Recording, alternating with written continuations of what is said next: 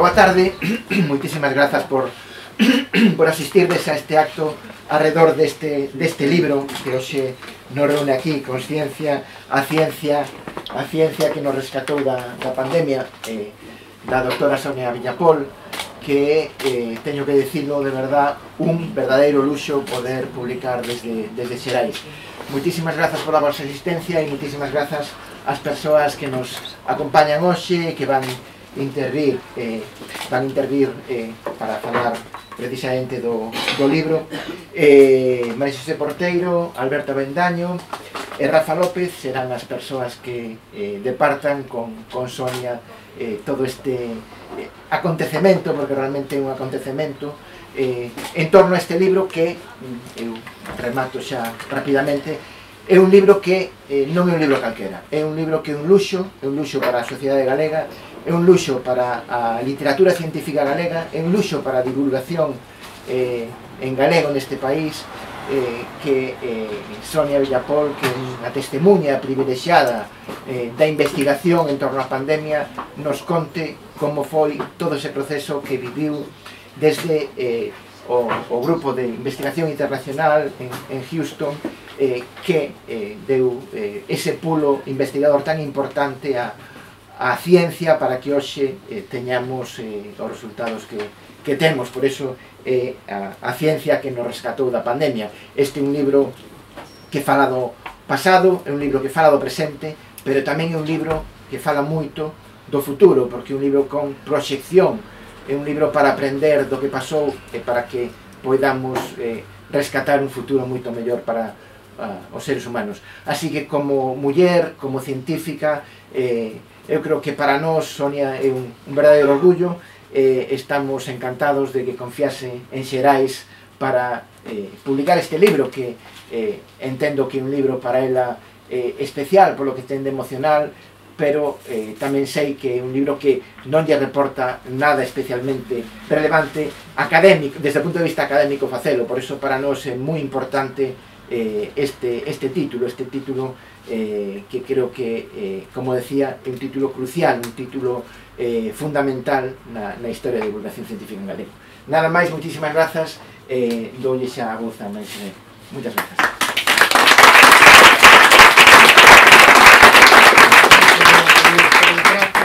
Boas tardes, grazas, Sonia, por este traballo espectacular que representa dunha maneira moi especial que en este. Eu creo que cando entredes a ler este libro iredes descubrindo a unha persoa que cando a coñeces de perto pois quedas namorada para sempre dela.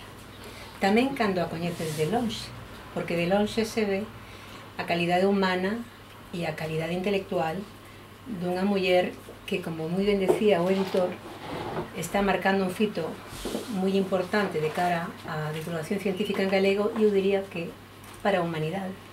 Que o faga desde Galicia é algo que nos enche. Claro que sí, parabéns a Edición Xerais e a propia Sonia, como non, por facelo aquí, desde aquí, pero non teñades dúbida de que estamos asistindo á presentación dun traballo de ámbito universal para o universo que coñecemos.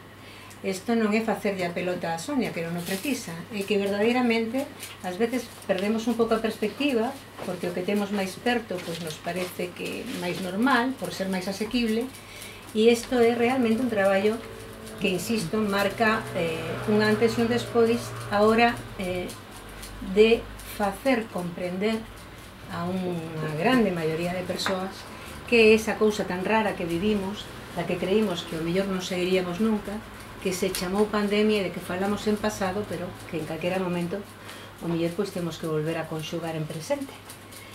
Do libro falarei pouco, e non porque non o lese, que sí que o lín,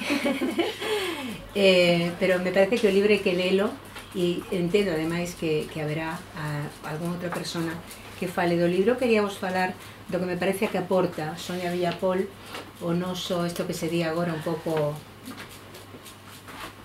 a mí me gusta a expresión, pero comprendo que queda un pouco pija, do ecosistema cultural galego, non? Pero do ecosistema cultural galego e da sociedade galega e do feminismo galego e da ciencia galega e en galego.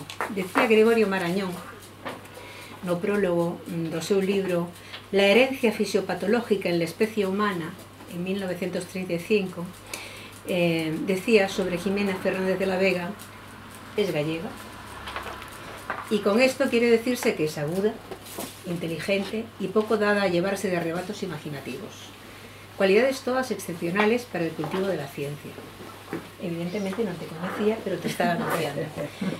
Todo isto é aplicable a Sonia. Eu vou poñer algunha perspectiva que a mí me interesa especialmente, como é o que ela representa dentro da fenda de xénero que atopamos tamén na ciencia, por suposto en Galicia, pero na ciencia en xeral, cando analizamos a situación das mulleres. Porque, desde unha perspectiva feminista, temos a necesidade ética e social de darmos valor e visibilidade aos aportes cada vez máis frecuentes, cada vez máis importantes, especialmente das científicas, que son minoría no recoñecemento, nos galardóns, pero que son cada vez máis numerosas nestas disciplinas. É un fenómeno mundial.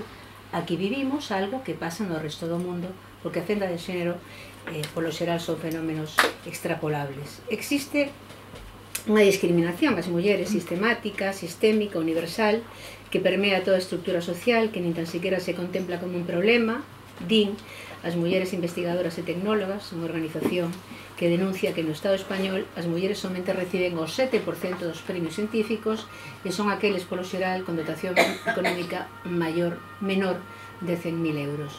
Pero cantos homes gañaron o Nobel desde 1901? Pois o 97%. Temos que ter esta ollada feminista tamén o valorar este aporte que nos fai Sonia, porque se move nun sector no que o teito xa non é de cristal, é verdadeiramente un teito de pedra. O teito é de pedra, co paradoxo ademais de que somos, as mulleres son maioría nas aulas, son as que máis leen, son as que máis visitan museos, van ás exposicións, as que máis utilizan as bibliotecas, e ademais as galegas estamos por riba da media española. Pero se fixéramos agora unha enquisa rápida na rúa preguntándolle a alguén que nos dixera o nome de 3 científicas galegas que coñezan sen máis, probablemente atoparíamos moitas respostas, non sabe, non contesta. Por iso é importante este esforzo que fai Sonia, non só de investigar, de traballar a fondo, de ocupar o seu tempo, a súa capacidade intelectual, a súa vida en algo tan trascendental, e tamén de divulgar. O que fai con este libro Sonia é achegarnos ao común da cidadanía un traballo que polo xeral queda en reductos moi específicos e os que é difícil chegar. Esa capacidade divulgadora é fundamental, aparte de que sabe facelas, porque unha cousa é, supoño eu, a investigación e outra cousa é escribir. E eu noutra ocasión na que tiven que falar de Sonia, estou aproveitando algunhas notas que tomei daquela, fixen daquela, falaba de que nela conflúen a creatividade e esa capacidade para abordar a ciencia, que parecen que son camiños distintos, pero que nela conversen, e me parece que é algo interesante a destacar, porque nela conflúe esa dupla condición. As artistas e as científicas teñen en común que adoitan ser visionarias, cun innegable alento humanístico, por compartir o interese en coñecer máis e mellor as creacións da cultura da humanidade, onde a ciencia é unha parte cuestionable, e aquí atopamos unha coincidencia entre arte e ciencia que crea unha obra de relevancia universal. O compromiso vital, en todo caso, coa igualdade, no caso de Sonia, aquí se fala algo, pero espero que ela nos fale tamén despois no coloquio, nunha das súas preocupacións que a min do punto de vista social e tamén, porque non político, me parece moi importante que casi nunca se fai, que é a oportunidade e a conveniencia do seu empeño, da súa teima en introducir a igualdade de xénero nos estudos clínicos, advertindo que a presencia mayoritaria de homes nos ensaios dos novos medicamentos de resta eficacia para esa outra metade do mundo que somos as mulleres. Isto nos Estados Unidos está perfectamente superado, pero aquí non. Aquí non está superado. Aquí estamos empezando a falar disto. E tampouco en Estados Unidos. Bueno, pero polo menos ali estás facendo algo, logo nos dirás. Aquí realmente é unha cousa que xenera aínda moitas deficiencias. Bueno, O feito de que na análise das enfermedades que se veñan considerando femeninas se detecte a prevalencia de erros diagnósticos como estereotipos atribuídos e aceptados por profesionais médicos e de investigación científica é algo relativamente recente. Este é tamén un dos campos de preocupación de Sonia Villapol que me parecía interesante aproveitar hoxe para comentarvos, porque é un avance fundamental para combater o nesgo de xénero que confirma como única medida de análise, diagnóstico e tratamento masculina. E remato rapidamente. Espero que o mellor despois no colegio se poda decir algo, e senón por min estou servida porque hai palabras moito máis importantes que a miña que escoitar, e me despido, como xa fiz en outra ocasión, recurrindo a dobremente premiada co Nobel, Marie Curie, cando dixo que a ciencia ten unha gran beleza, que un científico no seu laboratorio non é só un técnico, que tamén é un cativo colocado entre fenómenos naturais que o impresionan como un conto de fadas. E así imagino eu esta muller feita e dereita, con expresión de nena, de cativa sorprendida, descubrindo mundos novos como se viaxase nunha aeronave espacial ou da cabalo dunha unicornia. Estou certa, xa que logo de que veremos en Sonia todas estas condicións, o que nos axuda a comprender e compartir e valorar a inteligencia e a oportunidade da súa oportunidade, que, como xa dixen máis dunha vez, vamos ver algún día como premio Nobel. Temos un premio Nobel galego, argentino, premio Nobel da Paz, pero vamos ter unha premio Nobel científica e vai ser Sonia Villapol.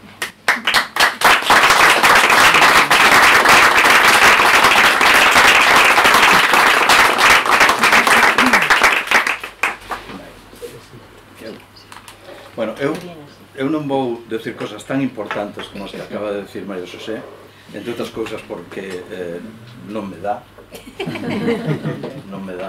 o meu.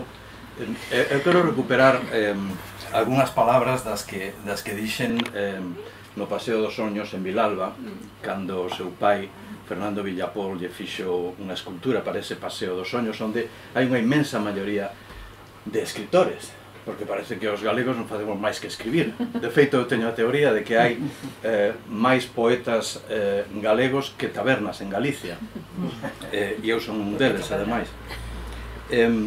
Eu quero facer esta achega a Sonia a este libro que é ciencia e que é divulgación.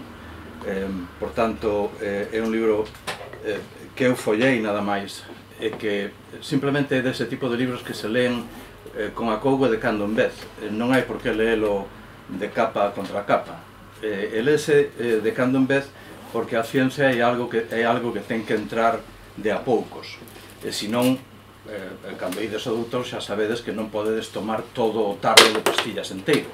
Hai que tomar de unha en unha e a veces coas comidas. É dicir, o mesmo lle pasa aos libros de ciencia, que non se deben leer todo seguido. Eu quero facer algo personal, recordando a estas dúas rapazas que hai aí, a Xan Lantía, a Isabela Jane, a Todd, que está aquí, o seu pai, Fernando, a nai Antía, porque é un cosmos que chegou a miña vida de casualidade, ou ao mellor non tanto. E entón vou repetir un pouco o que xa lle dixen unha vez. E así de paso a vostedes lle sirve de referencia afectiva e de historia de Galicia. En 1990, que non hai tanto, pero é moito, Sonia mirou na televisión de Galicia que eu entrevistaba o seu pai, o escultor Fernando Villapol. Ela daquela era unha rapaza, eu aínda non sabía moi ben o que era, pero era moi guapo en pantalla. Entrevistei a xente tan importante como Rafael Alberti, José Luis San Pedro, Chucho Navarro de los Panchos, Severo Ochoa, que foi o que me dixo Avendaño váyase a Estados Unidos, e yo le dije entre gambita e gambita, profesor, no me joda, e ao final acabei en Estados Unidos. Pero si lles empeza a dar 4 datos, por exemplo, bioloxía na Universidade de Compostela, logo Universidade de Barcelona, despois con Todd sempre o seu carón, Universidade de Marie Curie, sí, e do seu marido tamén, pero quen está falando ahora de maridos? Por certo, en París foi onde naceu Xan Lantía, non? E un día sei que a Fernando Villapol me contacta en Washington e me di que ela iba a ser veciña miña, veciña nosa, se cadra non foi así, pero eu sempre prefiro recordar as cousas con inexactitude. Ela viña a traballar a Washington no National Institute of Health en Bethesda, que é un pouco a capital da investigación científica nacional. Despois acabou, a todo isto, nos vivíamos aí, moi cerca desa zona, os nosos fillos, Xan e Kenia. Despois pasou a investigar e a ensinar, en realidade, na Universidade de Georgetown. E aí é onde unha rapaza de Bretoña, a doutora Sonia Villapol, descubre que os lugares poderosos, académicos e estadounidenses, pois tampouco impresionan. E ademais hai que cuestionar eso. E non se sentiu moi cómoda ela investigando e dando clase nese lugar. Pero claro, a familia de Sonia dá un golpe de timón e acaban en Houston, e hoxe ten un laboratorio que leva o seu nome. E eu sempre que acabo dicindo eso, que a miña amiga, a doutora Sonia Villapol, ten un laboratorio en Houston, no Methodist, o seu nome, acabo dicindo o único que se pode decir en Galicia, que é simplemente manda carallo. E quedarnos tan a gusto, porque é un pouco o feedback que sabemos construir os galegos moi ben, non? Somos un boomerang constante que volve a nós mesmos. Lembro falar con ela e con Todd da intersección de arte e ciencia.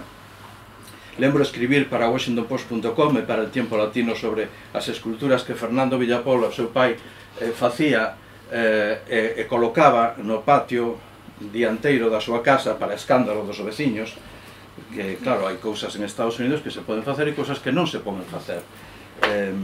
E sempre, ademais, hai un americano que ten problemas sobre o que lles molesta, e generalmente as cousas artísticas molestan sempre.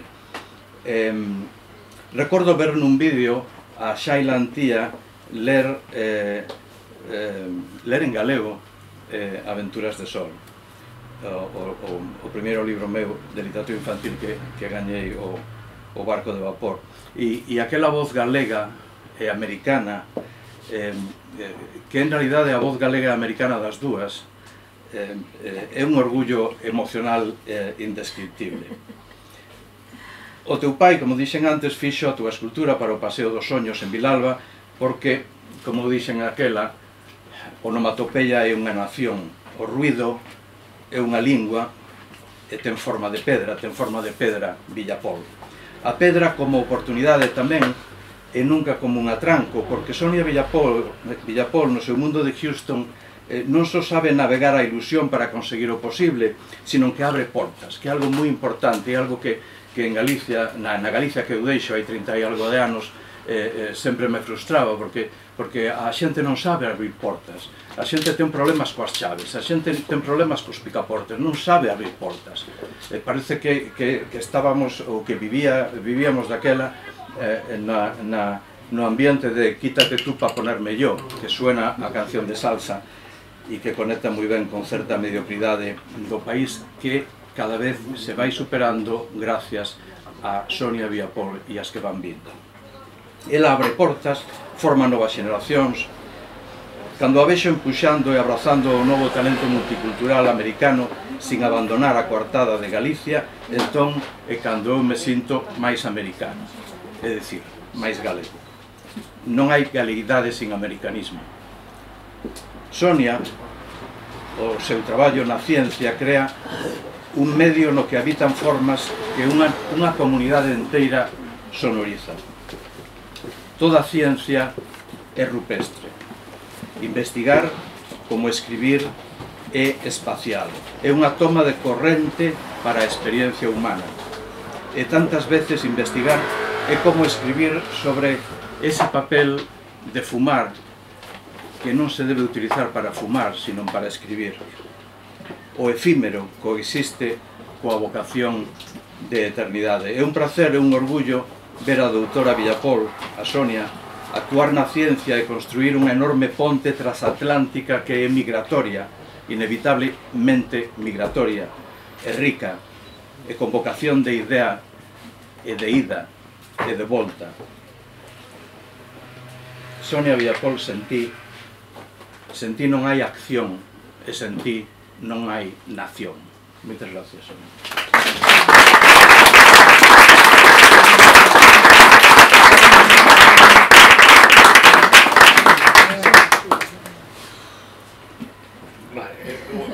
Vou ser moi breve porque senón comemos o tempo a Sonia que ten que falar.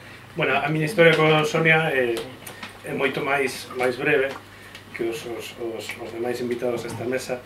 De feito, esta é a primeira vez que nos vemos en persoa, pero para mí eso non deixa de ser un pouco un símbolo do que foi esta pandemia que texiu redes, digamos, de conocemento, de compartir conocemento entre os propios científicos, entre os científicos e a sociedade, con nosos xornalistas como intermediarios.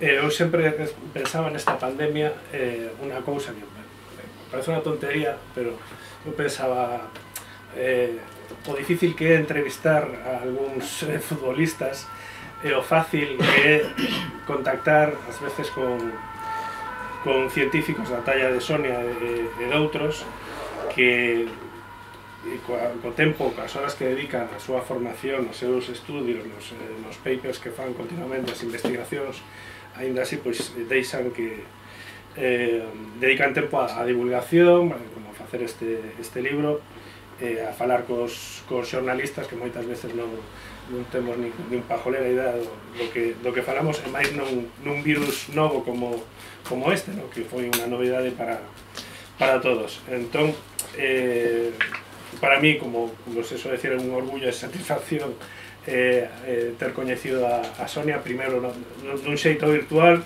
e agora en persoa, como ela, outros científicos que tamén son amigos xa, como Jeffrey Lazarus, como José Luis Jiménez, o experto en aerosois de Zaragoza, que está en Colorado, tamén en Estados Unidos, Sandra López León, tamén unha científica que está en Nova York, coa que eu tive bastante contacto tamén, e que traballou con Sonia nun traballo pioneiro que deu a volta ao mundo sobre o COVID persistente.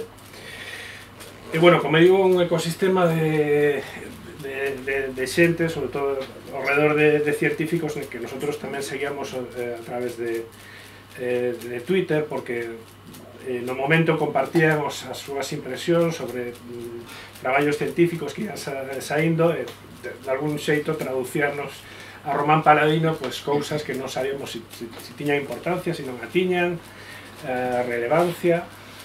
Eso foi unha forma moi xenerosa de compartir coñecemento, e creo que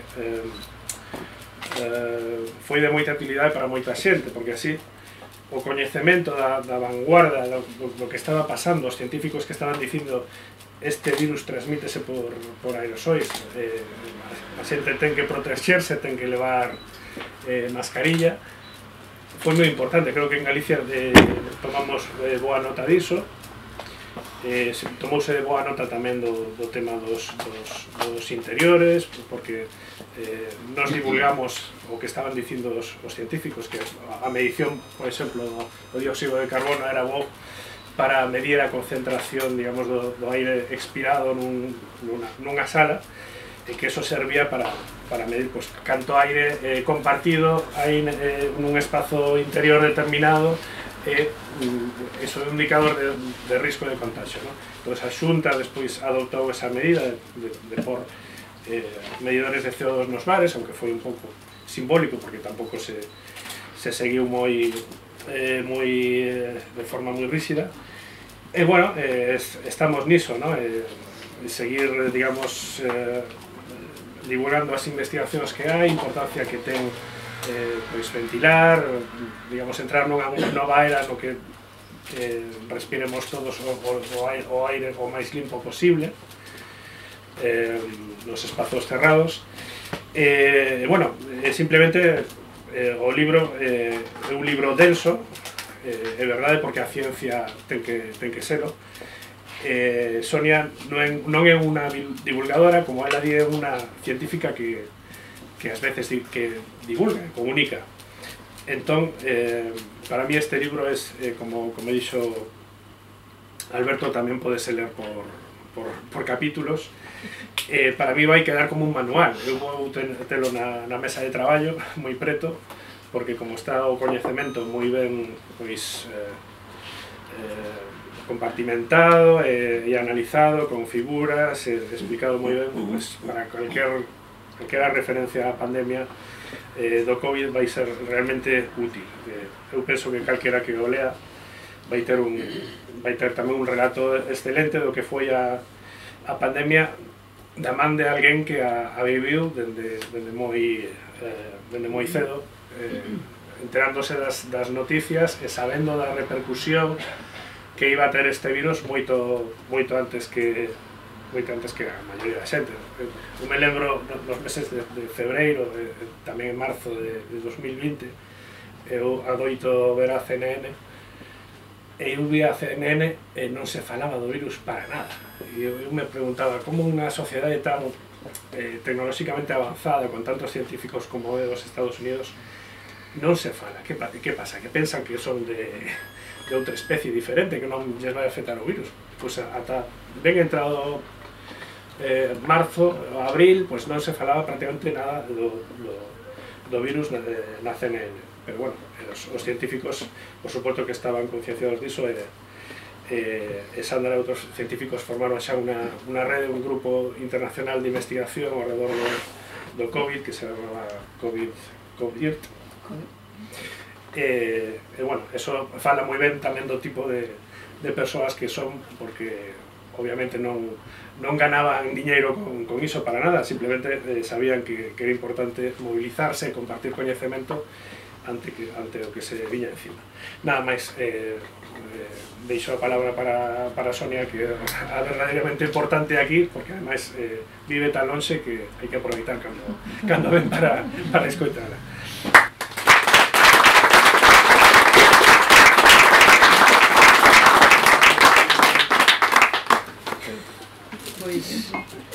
Pois que dicir, non dicir, primeiro non me queda outra cousa que dar as gracias, non? Empezando, por suposto, por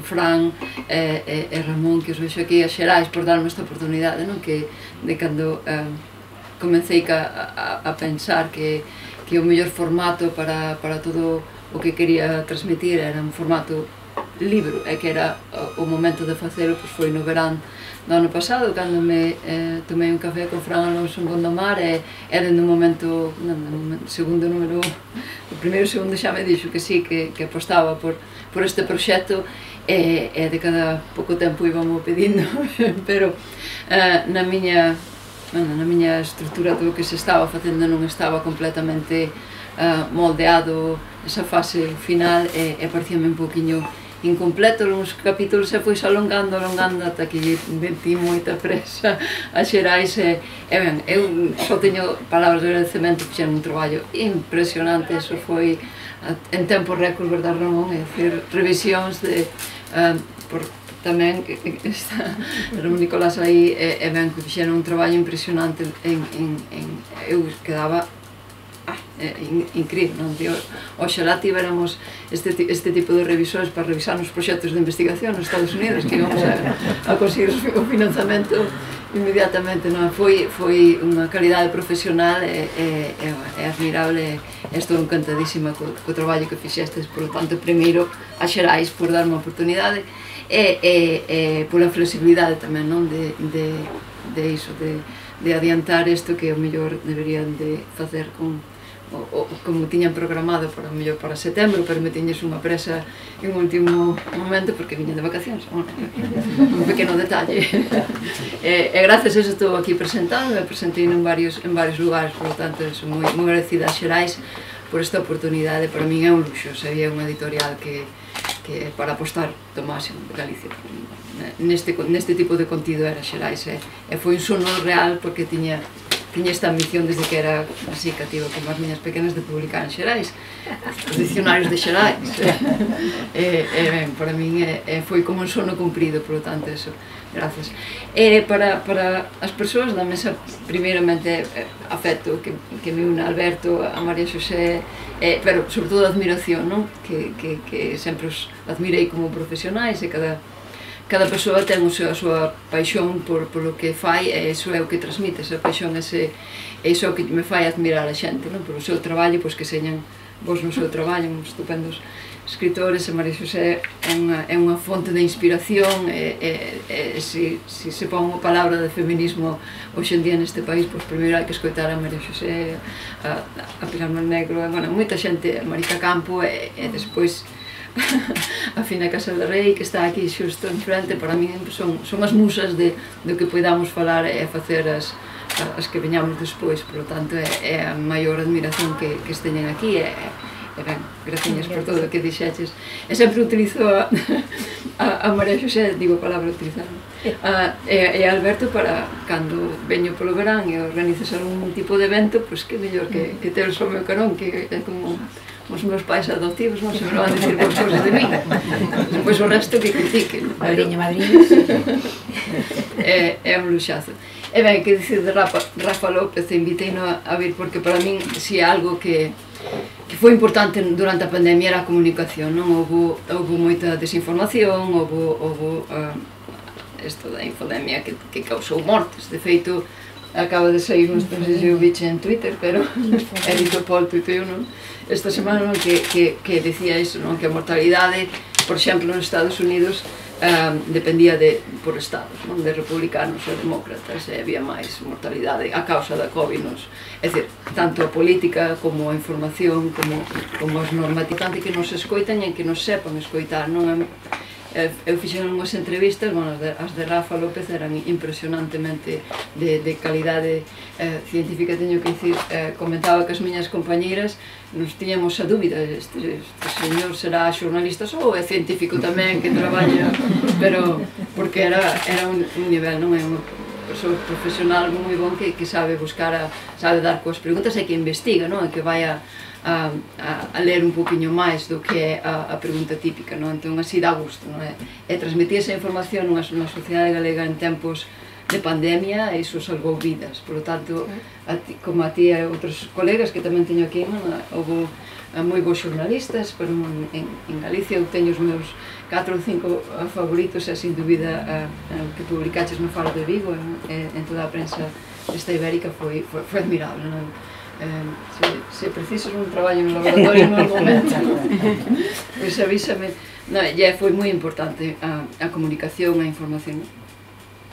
E ben, volvendo ao tema do libro, porque agora moita xente me preguntaba, pero un libro da pandemia, o que tamén que comentaba Fran, trataba de convencelo que, bueno, vamos a dar unha visión futurista, non fixe falta contar nada dese rollo que aceptou de inmediato, pero para min é que sacamos de todo isto, que aprendimos, que nos quedou, non é? Para min era moi importante fazer este punto de inflexión, esta reflexión a nivel persoal, porque senón as cousas esquécense, non é?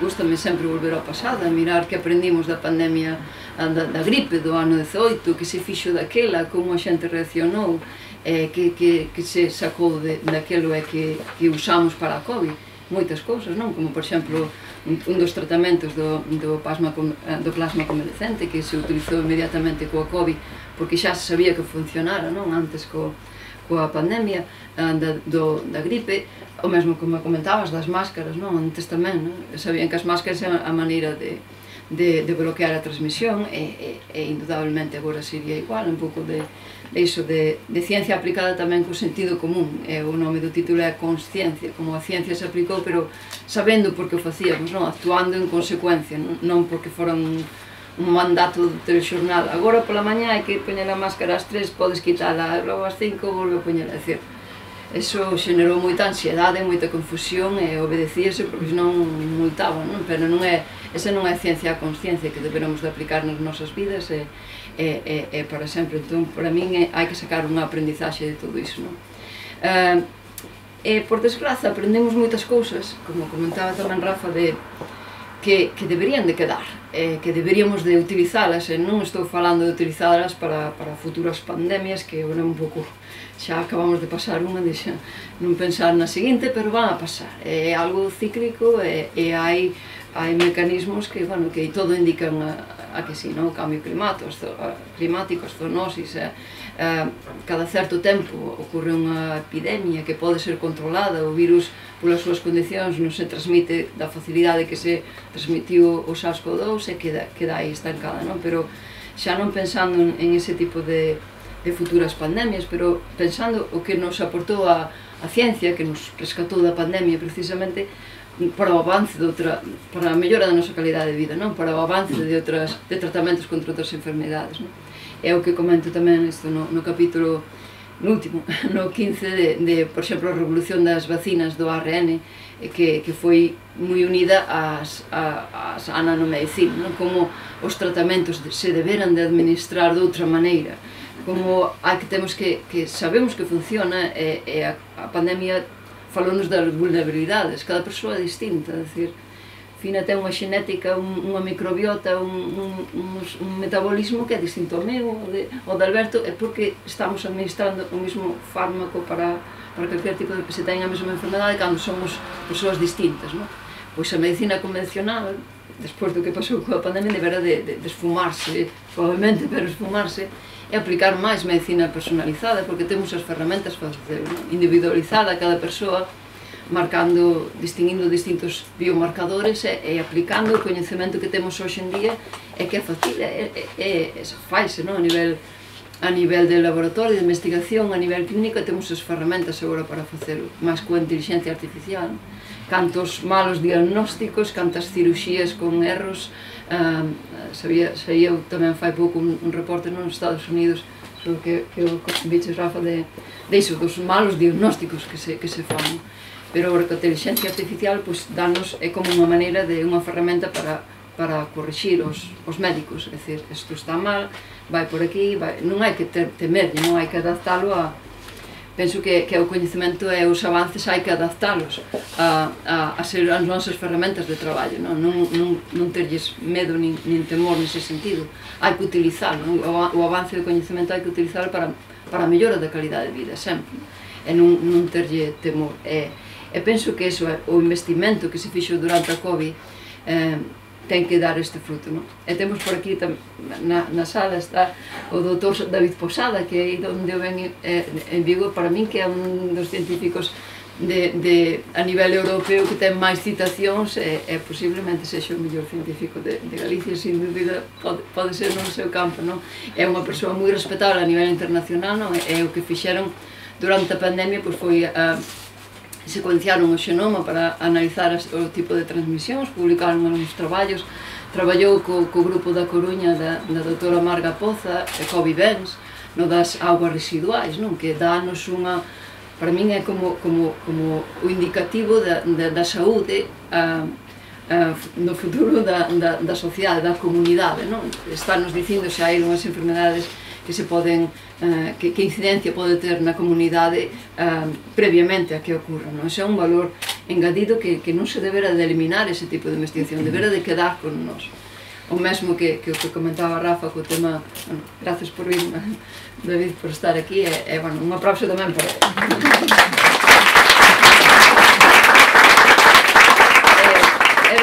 Eso debera de quedar con nós, o mesmo que entender que os virus, este dogma que había, como comentou moi ben Rafa, non vou máis explicar, pero ben que Don Milton, todos estes científicos dos aerosois, os Luis Jiménez, insistiron e hasta perseverancia, vamos, hasta non dar máis, non, día tras día nos medios, veña. Como ben maño que é. Sí, non RQR cos aerosois. Eu diría, túzaro. Pero é así esa tenacidade para dicir a súa verdade, porque cando levas tantos anos investigando un tema e tes tanta confidencia de que é así, e todo o que che poden dicir, bueno, mellor faiche falta máis evidencias, non, esta é a evidencia que hai, tomado en consideración, porque o máis importante é proteger a sociedade, proteger dos contagios, e que mellor que proteger explicando ben como evitar os contagios. E para mí foi quizás o erro maior da OMS, o maior erro que se cometeu a nivel de erros de pandemia, como ben comentabas, era non decir claramente dende que se sabía nos primeiros meses, digamos, abril, pode ser, non? Para confirmarlo definitivamente, abril-maio 2020, que realmente o virus non se transmitía polas superficies, que daba igual desinfectar, que era por aerosois, que era por compartir o mesmo aire. Costou moito romper este dogma histórico que explico aquí no libro un pouco, non? Porque tiñamos este concepto, e para min foi fundamental, non? De esclarecer, e finalmente a ONU recoñeceu oficialmente, pero un ano despois, non? Como no 2021, e foi moi tarde, é dicir, foi moi tarde, por unha evidencia tan clara, para min foi algo, un disgusto que claramente non recoñeceron, non? O mesmo que o tema dos asintomáticos, que comentaban, fixeron cometeron certos erros de comunicación, aí está a clave, non? A comunicación pode salvar vidas e pode axudar a persoas nese caso. Pois comentaban que as persoas que transmitían o virus era só se tiñan síntomas, non? Houve uns meses que era o que se comentaba, e non era certo, non? As persoas poden ser presintomáticas antes de ter os síntomas e transmitir, é que senón non habería nin pandemia, é dicir, ter síntomas quédate na casa, pois non foi así, non? O virus correu e convertiuse no que se convertiu nunha pandemia precisamente pola capacidade de transmisión. E non quero rematar de falar sin dicir para min que foi a herdanza da pandemia e o que deberamos de meter moito esforzo nesto, porque para min é importante a saúde despois da crise sanitaria, pois é a COVID persistente. Miles e miles de persoas están afectadas por síntomas que arrastran da COVID, non?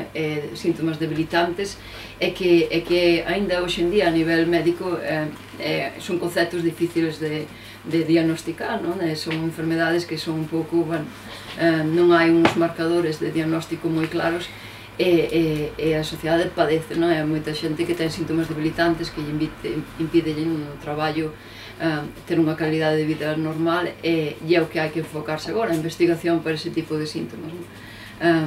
É porque principalmente son síntomas a longo prazo, pero xa hai máis que evidencias que mostran que poden acelerar os procesos neurodegenerativos.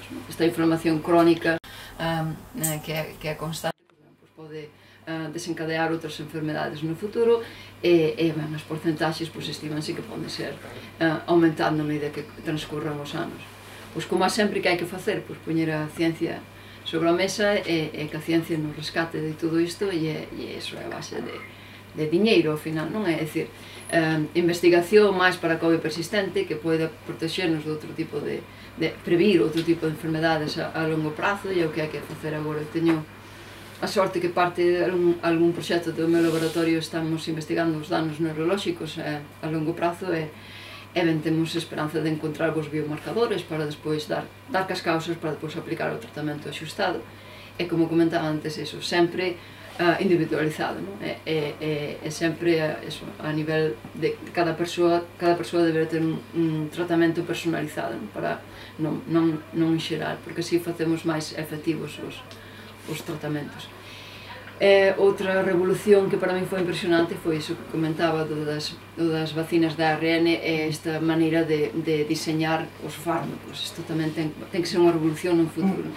Ora o que estamos facendo no laboratorio, por exemplo, para o Alzheimer ou para os ictus ou para os danos cerebrais, en lugar de administrar calquer tipo de fármaco vía intravenosa ou intramuscular, pois o que facemos é encapsulalo nestas partículas lipídicas que chegan xustamente onde está o problema. Isto estáse aplicando tamén para os cancros, é dicir, porque as metástasis teñen que ser un problema que forma parte da historia, e grazas a estas novas tecnoloxías pois van por facer os tratamentos máis efectivos para moitos problemas de saúde. E este é o meu toque optimista dentro da catástrofe que foi a pandemia. Arrastrou vidas, causou un impacto probablemente a longo prazo que está sin avaliar, sobre todo dos que para mí foron os heróis a xente que foi as heroíñas e os heróis da pandemia que foron os sanitarios. Pasaron de aplausos a pedradas e agora non sei no momento no que están, pero seguirán traballando non nas mellores condicións e para min iso esa calidade humana, porque tiveron un impacto a nivel físico, moita xente enfermou sin vacinas no primeiro ano e segue con síntomas agora persistente, de COVID persistente, ben, sobre todo un impacto emocional, un impacto emocional de ver morrer xente sin poder facer nada, eso a longo prazo pues, ten unhas secuelas a nivel psicolóxico que son duras, non? Entón, vexo esa falta de recoñecemento tamén pola parte das institucións, dos organismos, de quen corresponda desa valoración desa profesión, de que cando realmente a xente o necesitaba, pois aí estaba, non? E iso é algo completamente de vocación, pero a parte que poñeron toda a súa vida nela. E iso terá que ter tamén un recoñecemento, e como un recoñecemento é, pois, como sempre, o diñeiro, non? É dicir, invertir máis en sanidade, en condicións boas para os sanitarios, que teñan o seu soldo xusto e merecido, e un pequeno homenaxe para eles. É pouco máis, o libro quero que a xente que teña curiosidade, que todo isto pasou como unha bomba, que non nos enteramos de nada, prácticamente moitas das novas viñan e iban a mañá a noite había outra, pouco tempo tivemos para reflexionar, en paralelo os estupendos artigos de Rafa tamén. Casi non tiña nin tempo a ler as entrevistas que non me facías a mí, pero iso foi unha explosión que non deu moito tempo a este necesario acougo e reflexión que temos que ter de vez en cando, é que é bon. E trato de salientar un poquinho todo isto e intentar axudar a xente como ter unha... Por exemplo, teño capítulos de nutrición e da microbiota tamén, como a calidade de vida, a dieta é super importante, o exercicio, a maneira que temos para que nos deberamos de cuidar e como deberamos de exixir a nivel médico, clínico, que a medicina do futuro sexa de outra maneira, non? É que os avances que haxa que se poidan aplicar. E mesmo unha compañeira xornalista, Rafa, tía túa do Progreso, fixe unha entrevista, saiu onte, a Sabela Corbella, que coñecedes ben da anterior. Daquela, sí. E ben, durante a entrevista preguntoume, xa Sonia, ben, pero iso é que iso costa moito, non? Pois si, Sabela, costa moito, pero acaso non merecemos, é dicir, que máis se pode, que mellor diñeiro empregado que é na saúde, non? É a calidade da saúde de cada cidadán que é un dereito. E ben, si, agora costa moito, pero está avanzando, non? Moitos destes diagnósticos vanse ir abaratando a medida que os vayamos utilizando e haberá bases de datos para integrar todo para facer este tipo de medicina de precisión e máis efectiva. Ese é o meu soño para o futuro e penso que vou ir nesa liña de investigación para conseguir un tratamento para alguna cousiña, a ver se sae. Non aspiro a ningún tipo de premio Nobel, sinto decepcionarte. Noutra vida, xa cheguei tarde. Pero si non, sempre temos científicos, sempre temos unha ilusión, un sono de descubrir unha pequena cousiña, un grao de area que teña unha relevancia importante para a sociedade. Cada escritor quere facer a súa obra maestra de libro para as xeracións que ti xa botedes, pero non parades, pero ben, cada profesión ten o seu pequeno sono e ese sería o meu. Si no medio do camiño podo contalo e Xerais me dá a oportunidade de escribir este libro e teño outro xa en mente pensando, pois teño que aproveitar e estar moi agradecida porque está un disfrute e é un gozo e para mí non é ningún tipo de esforzo, indudablemente é unha necesidade, así que nada máis, non sei se ao mellor abrimos un poquinho o roldo de preguntas, pero moi agradecida.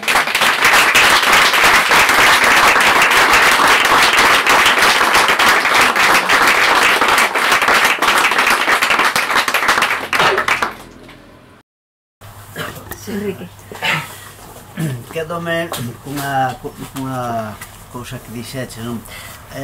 De que o tratamento tiña que ser pormenorizado, non, o sea, pormenorizado, quer dicir, non, digamos, precisión e personalizado, non a todo igual, non é? Isto penso que incluso no ensino tamén sucede o mesmo en outros eidos, non? incluso estaba vendo aquí de Ignacio Ramonet, que tiña un libro Pensamento Único versus Pensamento Crítico, e é un pouco eso, o sea, se non temos un pensamento crítico, claro, se nos vamos a unha educación, a un tratamento, todo isto, genial, pois non facemos nada.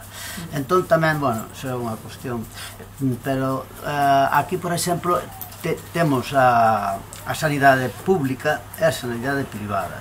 A sanidade pública respostou, penso, moito mellor que a sanidade privada. A sanidade privada, de unha maneira, pois quedou bastante mal, non? Quedou bastante mal. O sea, a hora da verdade, temos unha sanidade pública, penso que mellor aquí que nos Estados Unidos, dentro do que cabe. E, bueno, quería preguntarche isto, non? Como ves a diferencia da sanidade de aquí de España e os Estados Unidos, vamos, porque eu estou por ali tamén, é todo uns problemas importantes, non? Porque son un enfermo crónico, e nada máis, era eso. Sí, hai que, non se pode permanecer, é dicir, hai moitos factores a ter en conta, non? É dicir, ali, ben, se tes un traballo e normalmente tes unha seguridade social que está incluída no teu salario, e tes acceso a todos os servicios e non tens que pagar. O que pasa é que danche a opción de ter seguro ou non. Aquí non che dá, aquí tens que pagar a seguridade social e é obrigatorio, non? Son conceptos, é moi distinto, é complexo, a parte, primeiro, non é a miña especialidade para nada, é complexo por estados, cada estado é un pequeno país, os Estados Unidos, cada estado ten unhas normas e é distinto, a nivel global é máis, a nivel de toda a nación é máis igual, pero ben, hai que defender sempre a sanidade pública, indudablemente, non é? Hai moi, eu podo dicir daqui tamén non é verdad, pero daqui hai moi bons profesionais sanitarios, non? Xente moi cualificada, por exemplo, co tema da COVID persistente, pois hai un grupo de médicos de familia que está moi concienciado, adiántase ás institucións, non?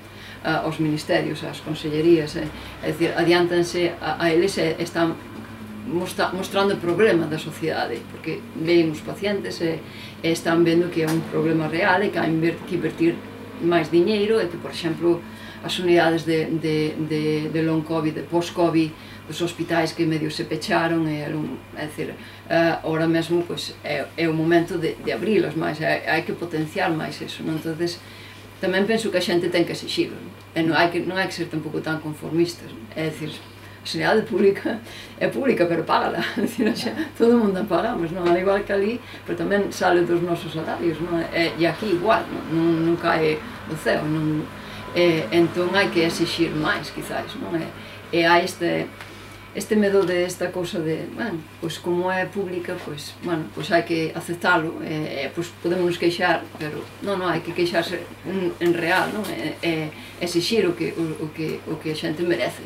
E a xente merece moito, e tanto ali como aquí, non? Pero son mundos un pouco distintos, é unha comparativa un pouco ridícula, aparte tampouco teño os números sobre a mesa, pero hai que defender sempre a sanidade pública, non? E España é un privilexio o que ten, e hai que defendelo e apostar por ele. Exixirlle tamén, non? Exixir a sanidade pública, a medicina personalizada, porque tamén a xente merece, non? Porque non? Porque se existe non é que, bueno, como é pública, pois ben, non. É dicir, os avances están aí para todos, e se costa diñeiro, pois que invirtan, non? E que pechen cousas que ao mellor non son tan necesarias para a sociedade, que é máis importante que a saúde, non? A investigación. Bueno, do meu punto de vista, pero non é un tema que sexa o meu, pero é unha opinión máis que persoal que outra cousa. Hola, Sonia, mira, falaches de que había unha evidencia clara de que o virus non se transmitía polas superficies, non? E como esas outras, non? Entón, en relación coa xestión da pandemia, sobre todo pola clase política, e tamén como comentaches que a Organización Mundial da Saúde sospeita que pode repetirse esta situación, ti crees que a clase política aprendeu e que cando chegue outra pandemia poderíamos estar noutra situación, habería outra actitude cara a xestión da pandemia? O libro é a ciencia que nos rescatou, non é a política que nos rescatou de nada. Bueno, pero... Sí, non, pero esa comunicación entre a comunicación. Eu comentei ao principio do libro que para min é moi difícil falar de xestións políticas a nivel de país, ou países que o fixeron moi ben. É dicir, ao principio, depois houve outra fase, é moi complexo, hai libros que escribiron sobre eso, e, bueno, teñen os datos, non? E é real, non? En canto a intención política, pois tamén, cada grupo hai políticos que teñen ben, que fixeron ben, hai que recoñecer tamén, non? Que souperon aplicar as normativas á velocidade que iba a ciencia, á velocidade que iba o virus tamén, non? Por exemplo, hai, non sei, non quero poñer Nova Zelanda, por exemplo, non? Fixeron moi ben durante unha tempada, depois veu o Omicron e tumbolles, fixeron facer o de COVID-0, é dicir, é un universo moi enorme para expandir, non sei que se aprende, é dicir, se aprendera algo, deberamos de facer o que ven, os científicos como a nos, bueno, o Posada, moitos científicos aquí que estamos reclamando fai décadas, non? Que é facer unha inversión en investigación a longo prazo, e esa é a aposta que hai que facer, non? É dicir, se isto vai a pasar, pois vamos invertir ahora este diñeiro para que nos próximos 10 anos, pero claro, como vamos de 4 anos e o mellor se adiantan eleccións, pois xa non me interesa. Entón, esa falta de interese é un pouco egoísta pola parte política, non? Pero eu referíame sobre todo, como ti como científica, esa comunicación que ten que haber, porque a comunidade científica ten que falar cos políticos para xestionar estas... Sí, é dicir, o tema dos aerosois, Rafa mellor acórdase mellor dos datos, pero o tema precisamente eu falaba con José Luis Jiménez, eu tiña, como estaba en Estados Unidos, era presidenta de españois científicos nos Estados Unidos na rexión de Texas, cando estaba en Washington, pois tiña un coñecido no Ministerio, por estes no Ministerio de Ciencia, e puxei en contacto con eles, non? E ao final, José Luis Jiménez, que é o top experto dos aerosois, quería escribir un informe explicando que a evidencia científica como era a realidade, non? Pero claro, eso sí, ao final fixose, o Ministerio de Ciencia publicou o informe, e pois tínhamos o Ministerio de Sanidade que facía outra cousa distinta. E ainda creo que segue tendo nos informes o tema de desinfectar, é dicir, se nos falan entre eles, pouco sirve que mostres a evidencia, que, é dicir, que escribas, que os científicos aportemos con maior rigor posible do que mostran os artigos científicos a realidade, se despois hai isto só é a nivel administrativo, non se aplica, non está a aplicabilidade e incluso a comunicación entre os ministerios, porque uns teñen escrito unha cousa e non actualizan, isto de non actualizar os informes é un tema, pero a realidade que lle importa a sociedade, que se aplique, non? É dicir, se está sobre o papel, é difícil, non? A mellor tiña maior impacto unha entrevista de Rafa López a José Luis Jiménez que publicaba no Faro de Vigo que non sei cantos informes perdidos no Ministerio. É así, a xente teñe que chegar a información, eles teñen que saber, aproveito, teñen que saber aplicar a ciencia, pero a conciencia, non o que che din os telexornais no momento, pola mañá unha cousa, a noite outra. Entón, eso xenera ansiedade, máis que nada. Pero non é doado saber quen ten a razón, a quen creer, non? Se os políticos din unha cousa e mañá outra, pois había como era este Fernando Simón, non sei que era exactamente o seu cargo, dicía unha cousa pola mañá, pois contradicíase a noite. É dicir, isto xenera na sociedade que, dicir, vale, temos paciencia, pero hasta un punto, non? E iso é moi comprensible se non estás no mundo científico e o entendes desa maneira. Non sei se respondí un pouco a pregunta. Sí. Sonia, me falas da saúde mental no libro e hai algo que, bueno, para min é especialmente rechamante, que ten que ver exactamente co que estabas dicindo agora, que esa ansiedade de non saber, non sabía ninguén, en realidade. Por exemplo, eu creo que o tema da desinfección das mans estou bastante convencida, chámame conspiranoica, que tuvo que ver coa cantidad de empresas que se puxeron a producir xel, cos stocks tamén que había por todas partes, non? Entón, que facíamos agora con todos eses botes de xel hidroalcohólico? Mal non ia facer, pois a desinfectar como tolas nas escolas durante un ano e pico, non? Pero iso tamén ves algúns comportamentos en persoas vulnerables, sobre todo, persoas máis maiores ou con enfermidades crónicas ou demais, de auténtico terror e pánico, pois cando se van quitando esas medidas de prevención, non? Ti falas da saúde mental aquí, eu non lín o libro agora, pero nos podes avanzar un pouco como ves todo eso, máis alá do confinamento, non? Senón está toda esta historia posterior relacionada coa información e coa investigación. E é unha realidade, non? As persoas con problemas previos de susceptibilidade, non? De problemas de saúde mental, pois eran máis vulnerables a agravarse a situación, non? Non que o virus, porque hai dous conceptos distintos. O virus pode causar danos neurolóxicos, afectar a saúde mental ou agravar certo tipo de enfermedades neurolóxicas, eso é un factor, pero é o conxunto que representaba a pandemia, sin que a persoa se infectaba, pois obviamente non, a xente que tiña problemas de saúde mental pois eran máis vulnerables, non? A agravarse a situación. Sobre todo xente nova, non? É xente, os adolescentes. Houve un impacto emocional da pandemia na xuventude impresionante que non é difícil de estimar, non? A longo prazo que repercusión poderia ter isto, non é? E xa non digamos as perdas, é dicir, xente, nenos cativos que perderon os pais por COVID no 2020, nos Estados Unidos hai unhas cifras impresionantes, non? O impacto emocional da pandemia a longo prazo está invalorable, non se sabe exactamente que impacto vai ter, e ao mellor xente, bueno, si, rematou a pandemia, pero ao mellor non para todo o mundo. Rematou? Non, quer dicir, eu sou que din as novas, non? Que rematou, pero non para todo o mundo. É a xente que está a sofrer a COVID persistente, oféndelle moitísimo eso, e é con razón, non? Estamos investigando unha cura para esas persoas, non? A xente que ten ainda secuelas a nivel psicolóxico do impacto da pandemia, eso non... Calquer problema a nivel neurolóxico, neuropsiquiátrico, non é de cura de un par de anos, non? Ese é un proceso moi lento. E para o cal os tratamentos están moi desactualizados, non? A psiquiatría, en canto a tratamentos, é parte da neurociencia que está máis desfasada. Non hai aplicacións nin tratamentos moi danches sempre o mesmo. É dicir, dá igual que teñas, toma, vai. Eso é un problema que temos a nivel global, non? Con pandemia ou sin pandemia, pero é a parte da neurociencia que está menos explorada. Agora esperemos que con novos avances esta integración de medir diferentes factores, pois que haxa un avance, e o que sempre dicimos os neurocientíficos, os psiquiatras, os neuropsiquiatras, os psicólogos, é que teñen que vir aos congresos, teñen que creer máis na ciencia, teñen sempre esta medicina de psicoanálise, de non sei que, pero non hai unha aplicación real a nivel de tratamento efectiva realmente, non?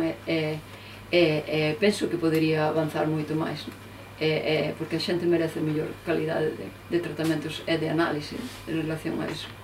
Hai zoas que están pouco estudiadas, pero outros poderían mellor facer un esforzo de facer mellor é o que comento no capítulo este, que a pandemia tamén nos deberá despertar un pouco esta ansia, esta búsqueda de aplicar e de mellores cuidados para a saúde mental e individualizada, non? Dependendo da enfermedade que sexa, non tratar todo como o mesmo. Pero se eches unha cousa a cabeza, que o que dicías antes, falabas da personalización dos tratamentos, e eu te pregunto por todos eses efectos secundarios ou raros que aparecen nos prospectos. Outro día díxome unha compañeira túa, unha científica, que eso non son efectos secundarios, que eso son efectos dos medicamentos. Exactamente, non? Eso poderías evitar, non? Precisamente, non? Estudando a persoa que se llega a nivel xenético de liposomas, etc. Vai ser un futuro próximo, penso. Sí. Grazas pola dosis de autoestima que nos estás inxectando aquí un pouco a todos. Falas, e líbreme Dios, de ser defensor do virus, non? Pero non sei, me dá a impresión de que quería saber un pouco a tua opinión hasta que punto centrarse única e exclusivamente no virus fai, digamos, pechar moito foco sobre cal sería o auténtico remedio, non? Porque hasta que punto, digamos, o modelo de sociedade, o modelo de comportamento que estamos tendo non está tamén influindo en que ese biosistema, ese ecosistema no que vivimos, pois está facendo que inflúan ou que aparezan, digamos, este tipo de problemas ou de pandemias, non? Sí, gracias. Vou intentar responder a ver se entendín ben. Gracias pola pregunta. Vostede é Francisco da Casa Raimundo, verdade? De Taboada. Creo que nos vamos a ver nun par de días, o sábado. Veciñas por vir aquí. Sí, é unha realidade. Hai para min, ben, no futuro vamos a falar moito máis en serio do cambio climático e a repercusión que vai a ter. Isto afecta as zoonosis, os ecosistemas e o ciclo biolóxico que se está alterando en certa maneira, non é? E é certo, non é só este, é a maneira na que vivimos, na que todo está conectado de certa maneira, que deberá de ter outro tipo de regulación ou mesmo de respeto en relación a isto. E de todo hai que aprender e hai que mirar un pouco máis en global, pero ben, con apoios tamén e con conciencia de cambio. Iso tamén a nivel político ten que ter unha palabra máis forte, penso, porque a sociedade non sabe moi ben como reaccionar a todo isto. Pero é certo, non? Se entendín ben, a cuestión é en relación ás zoonosis e todos os cambios, o cambio climático que estará artimañando, non? Cal será o próximo, non? Cal será a próxima catástrofe, non? Que pode chegar a todos os niveis. Por exemplo, non vou nombrar a un xénio, ou sí, pode ser, non sei, pero ben, na TED Talk que fixo Bill Gates no 2015, falaba disto, non? Que se estamos realmente preparados para unha próxima pandemia. Dicía que a humanidade nun futuro podía morrer miles de persoas ou millóns de persoas COVID, non por un ataque nuclear ou por unha arma de destrucción masiva dese calibre, porque invertiuse moito diñeiro nese tipo de investigación para previr estes ataques, non? Pero o que non se invertiu foi en enfermedades infecciosas. É que o mellor, o que mataría a moitos millóns de persoas sería un virus moi pequeno, unha enfermedade infecciosa que se transmitira silenciosamente, non? E que se expandira a velocidade que o fixo.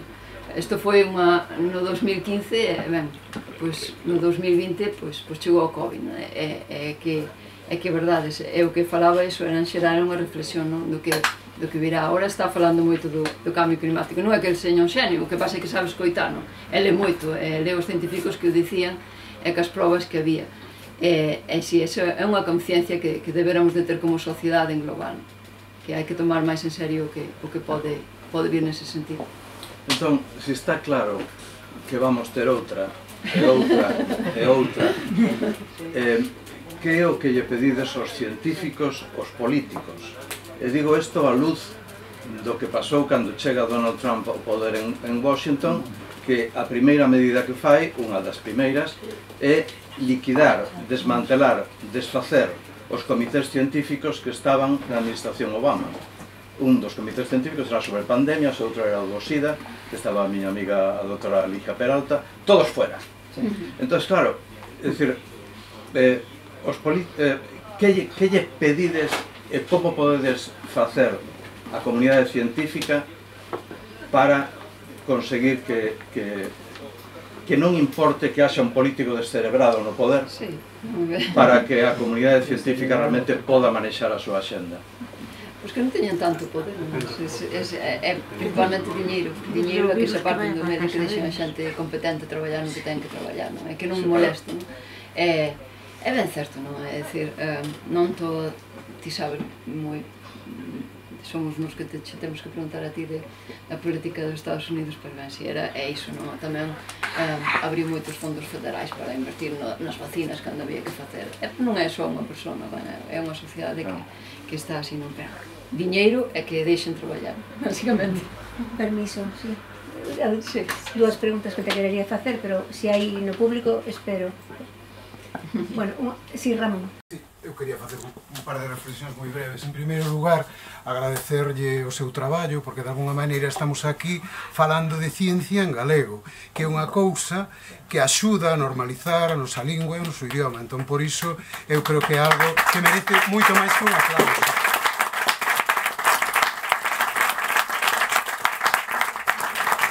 Moitas grazas. Bueno, os aplausos son para vostede, evidentemente, por ese esforzo. En segundo lugar, quería tamén falar do libro moi brevemente, dicir, animar a lectura de todo o mundo que este aquí que non o leu, porque eu creo que, como se sinalou aquí, vostede é unha científica que divulga. E atopou o punto exacto, o meu ver, quero dicir, é un libro que as persoas que non adoitamos ler ciencia en lingua galega, facémolo con toda a normalidade do mundo e ademais creo que a maior parte dos conceptos clave básicos podémolos entender. Entón iso é algo moi de agradecer, porque ás veces estes libros de ciencias son moi crípticos, moi escuros, non chegamos a eles. Entón, nese sentido, darlle tamén particularmente os meus parabéns. E dous aspectos finais. Agradezo moito os capítulos nos que se fala da docencia e do ensino, porque eu que son docente, efectivamente, vivimos a pandemia dunha maneira moi particular que prácticamente ninguén casi nunca di nada. E atopar nun libro de ciencia no cal se reflexiona sobre a importancia do ensino, sobre o trato cos adolescentes, sobre as posibilidades dos problemas de carácter mental que poden ter moitos das nosas alumnas, dos nosos alumnos, é moi de agradecer. E por último, simplemente, bueno, unha experiencia de carácter persoal. O libro engancha tanto que houve un momento que me puxe moi nervioso crendo que eu tiña COVID persistente. Despois, creo que explicou perfectamente no libro e, bueno, terei non conta, pero son datos moi de agradecer para andarmos no mundo este que andamos. Moitas grazas, nada máis.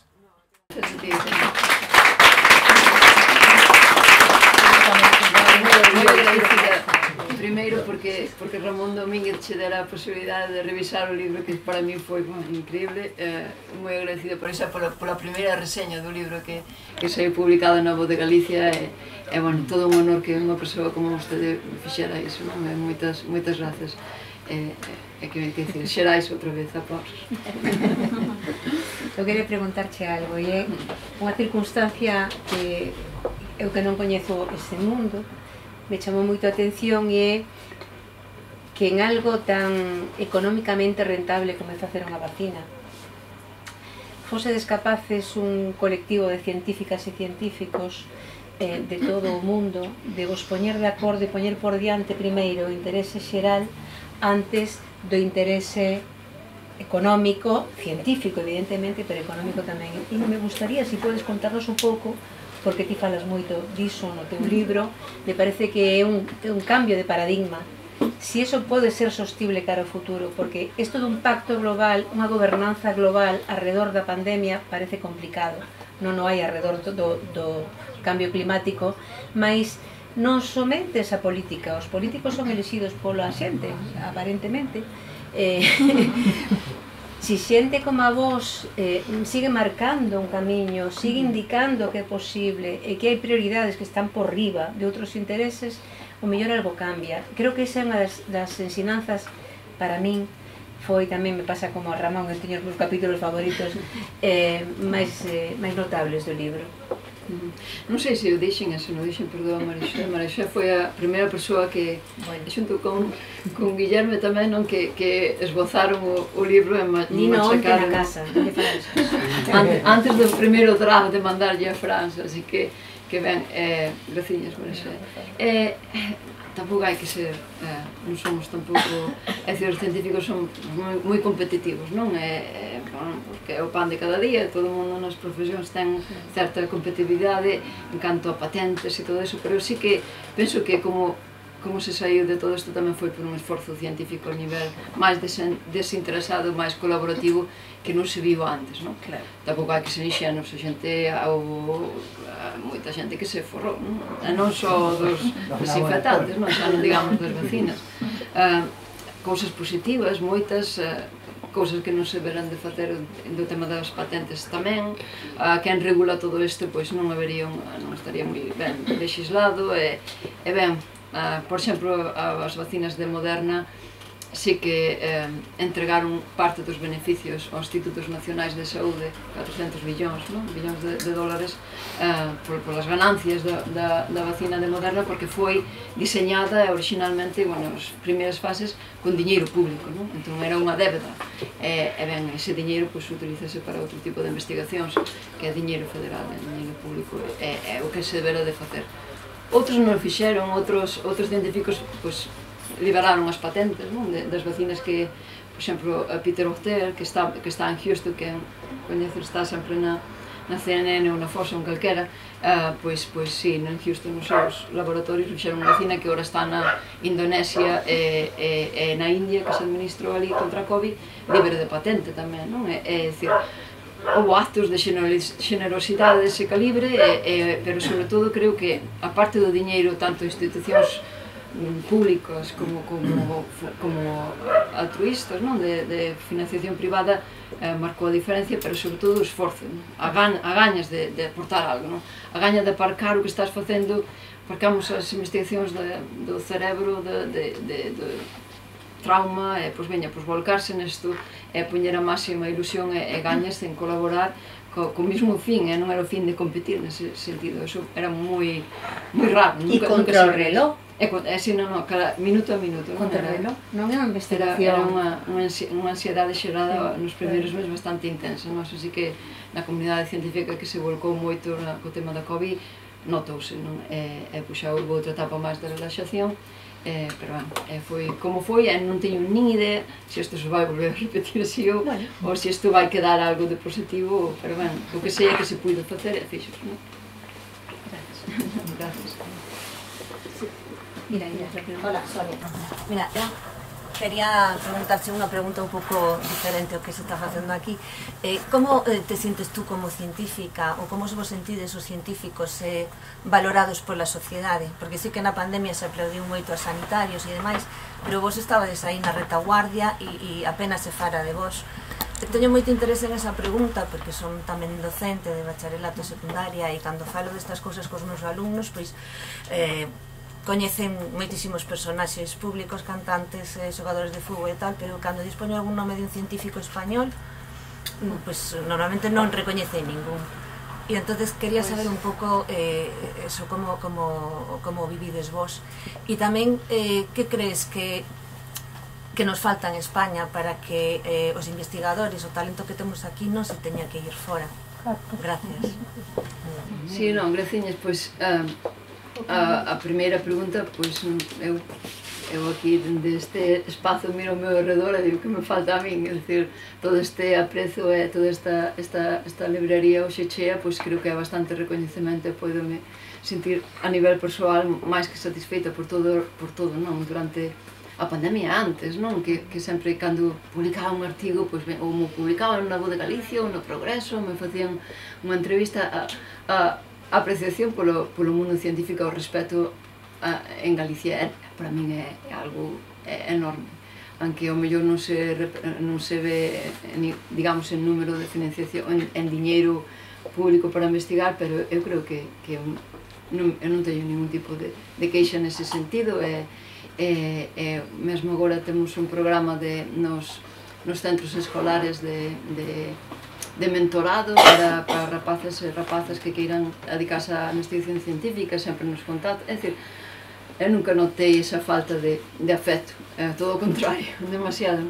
E que falta? Pois, non sei, hai moi bons científicos en Galicia, en España, que teñen moi bons laboratorios, eu vexo ben, é distinta maneira de investigar, tamén estar fora ten un prezo, e ben, tampouco son as cousas tan doadas, é moita competitividade, ao mellor porque algúns nos marchamos, foi porque puntualmente nese momento non había as oportunidades que ao mellor non atopamos, pero outros compañeros atoparon ou quedaron, non sei, son circunstancias, tampouco vexo todo moi negativo aquí, nin moi negativo alá, é dicir, hai que equilibrar todo e poñer na balanza e facer a túa balanza vital e ver que a nivel persoal estou bastante cómoda co que conseguín no laboratorio que teño agora ali e dame un pouco, é dicir, non me vexo deixando que creé ali, pero non significa que mañá calquera cousa volva volando, sin pensalo. É dicir, son situacións persoais, eu nunca digo que os que estamos fora estamos mellor os que aquí, é dicir, son mundos moi distintos, non? A investigación é moi complexa de entender e hai sistemas moi diferentes, non? Que en Estados Unidos é aquí. Pero a xeneralidade, a boa calidade de científicos aquí é moi boa tamén, a formación é moi boa e iso a sociedade tamén penso que o ten que valorar con máis a longo prazo, dar máis oportunidades, o mellor para, non para os grupos consagrados, que ao mellor nos fai falta tanto, pero os que queiran empezar tamén. Que teñan oportunidades. Exacto. Vale, graciñas, non sei se outra cosa, senón moitas grazas a todos por vir e se alguén quere que lle asines, dache tempo. Sí.